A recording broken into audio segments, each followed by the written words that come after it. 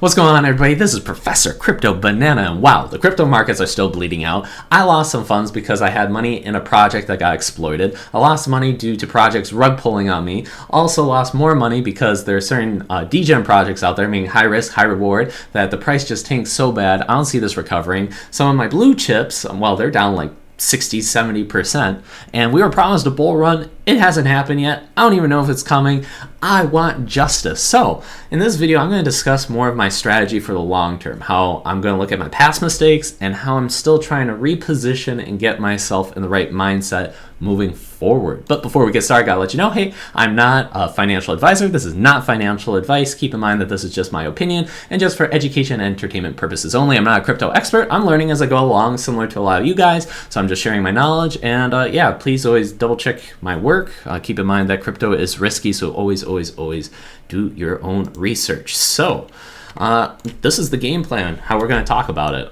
So essentially, number one, right, I got exploited. Well, the project that I was in got exploited, so I lost the funds. It made me think, well, I have other crypto, which is great, but at the same time, everything I'm talking about is just my situation, right? So I have some credit card debt, and I also have some funds in crypto. And it made me think, what if I lost all my funds in crypto? Then I'd be double screwed, right? So I'm also reading books on trading, like, such as this one, like Marketing Wizards. It doesn't matter which one, like, I'm not getting paid for this. I'm just literally trying to learn. It's like, number one, I want to be able to sleep well at night. Number two, it's kind of nice if I can pay off some debts and then just know that everything that I have is extra, right? I'm going to feel better. So essentially, even though a lot is already at the bottom, not the best time to sell, I said, you know what? I think it's better if I just get all the credit cards off. And at least that way, it's like, whew, clean slate, just in case something really, really messy happens, I'm done. Now, it does take up a lot of my crypto portfolio. I don't like it. Again, I'm selling at a major loss, but this is just my personal strategy. Number two, I got into some node projects, meaning essentially you buy the tokens and you can think of it as gone, and then what they do is they slowly trickle down those tokens back to you. Now, it doesn't mean that those tokens are going to be valuable in the future. That you don't know. Like they say, like, hey, you get like a guaranteed amount of tokens every single day, and you can compound it to make more nodes, and the projects hopefully are generating revenue. But I can't recommend anybody. Well, of course, it's not financial advice, but even with the nodes, it's kind of like get in early, and that's how it's most beneficial. At this point in time, I'm like, this is just because I'm already in it. I'm stuck, and any rewards that I get is just extra bonus, which is really nice. Hopefully it pans out, but it's one of those things where it's better to get in early. I think that window of opportunity has passed. That's why I'm not saying like, oh, check out node projects, because it's like, no, that's too risky. I don't want to talk about that, but just me personally, I'm in there, I'm getting some rewards. It's a little bit of passive income. I'm not relying on it, but if the charts look good, then I can put some of those funds into that. So I'm like, hey, that's pretty cool. That's a nice little bonus, right? And because I don't have any credit cards, so we're going on to point number three. So because I'm not going to have any credit card debt, I can use some of those funds to now purchase up and scoop up some more of those blue chips. Now, I'm hoping that's not like, hey, all of a sudden I pay off the credit card debt, I sell off everything, and then just Bitcoin goes to the moon to like 200K in the time frame that I'm not able to reaccumulate everything that I got. That would really suck, but hey, that's the name of the game, because I'm just trying to get assets and just grow. That's it. So now, is it potential that I could have gotten more if I did something a little bit different? Absolutely, but it doesn't matter, because I just want to sleep well and also know that, hey, I'm building up assets. I'm always in the positive. So I can use a little bit of extra funds that would normally go to the credit card, can now go to reaccumulating some bags. And I can like look again and say, it's almost like a reset. I can now look at projects and say, was I really in it for the right reason? Is it something I truly believe in still? Or would I not do it? Oftentimes you may hear people say like, okay, you're in a stock and it's going down, but if you choose to stay in it, would you still buy it at that price? Because some people get very, stubborn. They're like, no, I'm not going to let this go. I'm not going to let this go. When clearly the charts are against you, fundamentals are against you. You don't even like it. You're just being stubborn against it, right? So you can ask yourself, if I got these funds again, would I put that back in? So I find myself asking that. And I'm going to be using more technical analysis on charts. I'm going to find projects that I like, And if the chart looks good, then I'll be like, hey, there we go. I'm going to put some funds there and start reaccumulating a bag. And then number 4 is I'm going to put less time researching into crypto and more time investing into myself, pointing in the right direction. Why is that? Because they say that investing in yourself is the best return on investment. So I'm going to be reading more, as I already stated with the book. I'm going to be taking care of my health, my mindset, and just being more clear and improving that way. Reason being, it's like, well, they say that businesses, they fail a lot, right? But a lot of people, when they fail, even Elon Musk is like, man, did you ever think about quitting? He's like, no, never.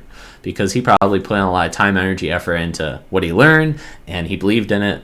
He could fail multiple times, it doesn't matter. With my crypto portfolio, it could fail multiple times, but if I'm building a great fundamental mindset, I am building connections along the way, and I'm taking care of myself, it's just like, well, I can fail and pick right back up again. You can't really take that from me.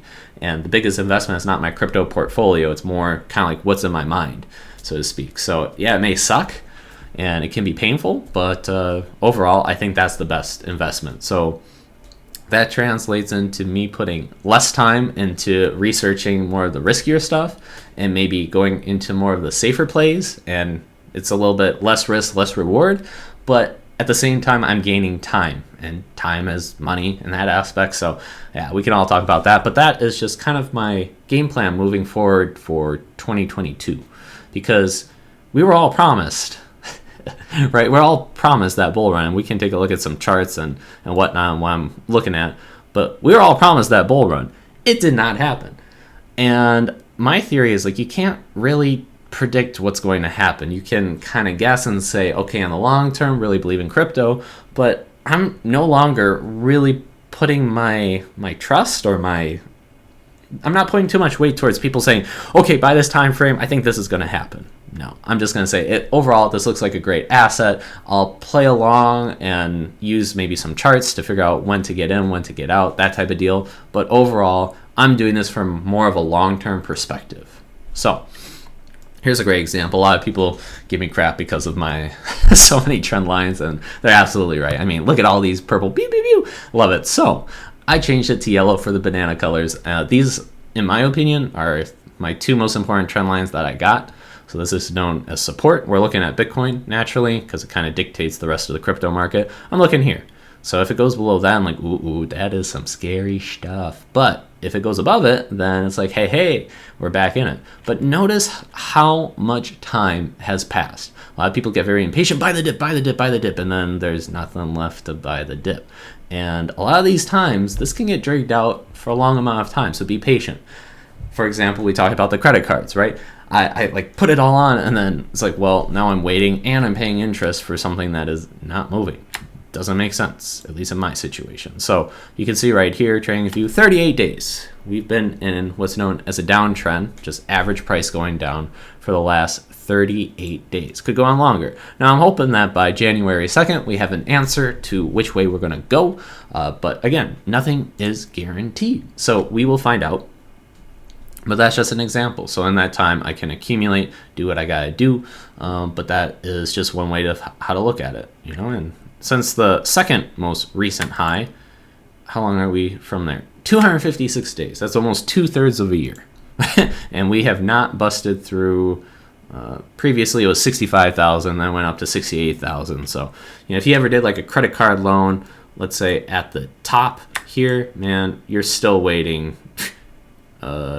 253 days for that to happen. So it's like, be patient. At least that's how I'm programming my mind. So let's say I get these node rewards. Again, it's my special situation. I'm using trend lines to tell me when it's a good time or not. So I really like Dex Screener. Other people have recommended it. You go on Twitter, you see some people. I know Calculator Guy, he may have mentioned it as well. But what you can do is you can find projects that you say, aha, I like this. I think it has great devs, great utility, and just start it and take a look. And then you can say, for example, I like Spell. And we can say, okay, it's now a good time for me to reaccumulate Spell. So for the longest time, it was in a downtrend, right? Just think of it as the price was averagely going down. It was on average just going down and down and down. So you can just say like, okay, this was really the price that was happening. And then all of a sudden it hit that, got rejected, and boom, blasted off. Now, could have been a Valhalla candle where they do a buyback. You don't know. But sometimes the charts tell you the stuff and then you can wait for the news later. But then right here, it's like, okay, we hit another downtrend. Maybe I could have shifted it here. Yeah, that seems more reliable. And all of a sudden it broke through, tested, keeps on slamming on support, and on average, it's now going up.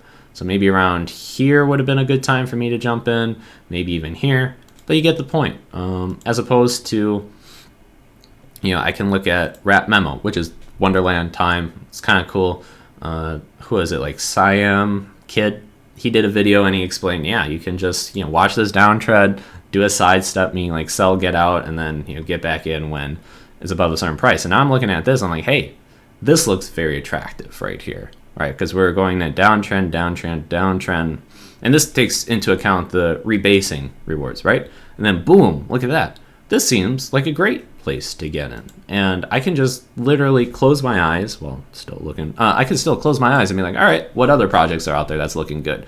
Maybe I want to avoid this because the time to get in for me was probably, 7, whatever, this area. And now look at this. It's like, bam, this thing's going off. Perhaps get in here because it just blew past that previous all-time high. Excuse me. So it could potentially be a good place. Draw another support line. I'll let you figure out how to do technical analysis and look at that. But then perhaps if it ever breaks down below here, get out. So I got a little bit of income coming in, and then I can decide which projects I want to get in because, hey, Jewel looks like a good one as well. Now, don't think that every project that I have favorited is necessarily good, but a lot of them are in this list. For example, I like Liquid Driver. And let's just take a look at that because it gives you good rates if you're locked in. I'm locked in. And I was looking here. I'm like, okay, here's the overall one. Boom, broke through that. But I was willing to take on extra risk and take it right here. So that panned out well for me. But you get the idea because I'm willing to be in there for a long time. I was looking at previous charts that extend farther back, and I could see that this was like a major level of support. I'm like, fine. But another thing that, again, one of the lessons I'm reading from the book is you can think that, man, this can't go down any lower. Oh yeah, it can keep going lower and lower and lower, further than you would ever expect. And likewise, it can go much higher than you ever expect. So you got to have kind of like a game plan. Let's just pull up some other examples, and I'll leave you on that. Let's see. So I like Spell. Ooh, okay. Another one that I really like is called Ice. So I've talked about this in the past. Y'all probably really know about it, but I can come over here. I'm like, ooh, that price looking real good, really good. I want to get that ice. But then I look at this chart. I'm like, ugh, I don't know. Now, you could argue, okay, draw a trend line like that. But for whatever reason, I'm using this one. And the name of the game is like connect as many points as you can to touch the line. And also the ones that stand out the most. So that's just how I play it. Again, doesn't matter.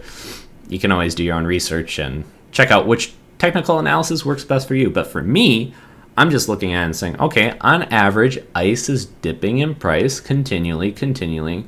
And until it actually bursts out from this purple line, that's when I'm interested. As of right now, not interested because it's going down a certain amount. Right now, my price entry may be once it bursts past 1478. So for right now, I'm just going to wait on the sidelines, let that thing go. And when it's about time to jump back in, I'll get it. But right now, the way how I'm looking at it is that Rap Memo. Yeah, that one's looking real good. That one's a prime example of what I'm looking at and going like, yes, that would be great. Now, am I going to hold it? Am I going to trade it? I'm not sure. But I think that by getting some of these blue chips and trying to get in using technical analysis is more of a smarter play. I'm going to do way less Degen Plays and less potential rug pulls. I'm going to be looking for good dev teams and projects that have really proven themselves, and hopefully I can make it back. But a lot of times things can go against you, and it happens. And I have nobody to blame but myself for everything that happens, even if I don't really feel as if it's directly my fault. It is what it is. I got to bear all the responsibility, and I'm choosing not to be a victim, and I'm just moving forward with this game plan. Hopefully it pans out well for me, and if not, I'm going to absorb the lessons, invest more time into myself, So recap, conclusion time, and then I'll let you guys go. Number 1, I got rid of all my bad debt because that's never a good thing. I want to be in the clear, open, and then when I look at my crypto portfolio, I mentally think, oh, even if things are down bad, this is still all profits. Even if something, like knock on wood, something major happens and I lose it, it's like, well, I'm still in the clear. You know, I'm even in terms of my own personal income, all that good stuff. So that's one thing to keep in mind. My personal situation got node rewards, passive income, so I can now take a look at the charts and try to get into more of the safer bets, right? Still a little bit risky for more people, but for me, these are more of the safer plays.